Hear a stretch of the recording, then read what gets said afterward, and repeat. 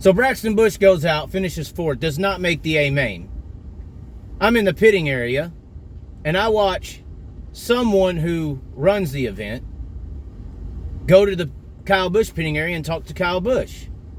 Guy next to me, he's like, are you going to say something about this shit? And I go, what are you talking about? He's like, they're giving Brexton Busch a provisional.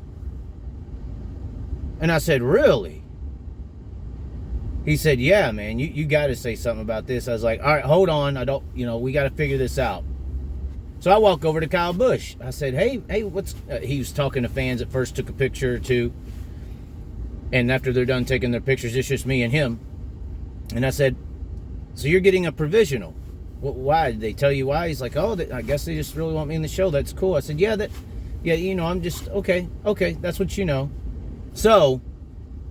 After that happened, they had awarded Brexton Busch the provisional. I'm walking up, and then I hear over the speaker, we're going to be giving the top 4 from the B mains a transfer spot in the A. So originally it was only top 2, but since Brexton Busch finished 4th, and then they awarded the provisional, and everybody lost their minds over this, they turned it, okay, now to make it all fair for everybody, we're going to give everyone who finished in the top 4 in the B mains a transfer spot in the A.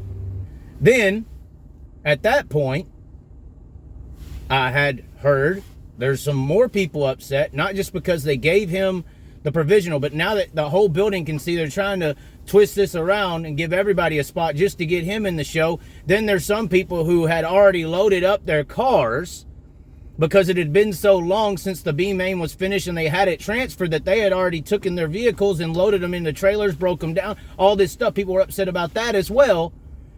That then they reverted to only 21 cars and Brexton Busch was going to be awarded that provisional. People told me that. Are you going to say anything? And then I went live and said what was happening. And then I get called to the office, get my armband chopped off. I leave the building. I make my video about how I just had it happen. And then at that point is when Brexton Busch declined the provisional. That's when that announcement was made. This is about 40 minutes, 30 to 40 minutes into this whole fiasco situation. Because this happened before, this whole awarding provisional happened before the final B main, or LCQ. The final LCQ B main for the restricted class was the last one to go out. And that's when I made my damn video when they were on the lineups. And by the time he declined, that was opening ceremonies. Now, here's what I gotta say. A lot of people are saying, oh, how can you be mean to the kids of the Busch? This ain't about the damn Bushes. And this ain't about kids. This is about adults. You know, it's funny. A lot of people like to say I'm stirring shit.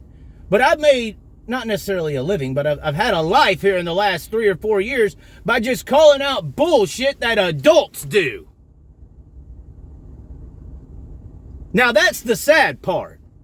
We're the adults supposed to set the example for fairness and righteousness and what is correct and what is wrong and what is acceptable and what is not acceptable and what should be awarded by merit. And we live in this society, this, I'm going to say, right-wing, predominantly society in the dirt track world that says, you know, participation trophies are not allowed, but then we're going to award people for nothing but a last name, which is, once again, the most anti-American thing you can do. But at the same time, this has nothing to do with Brexton Busch.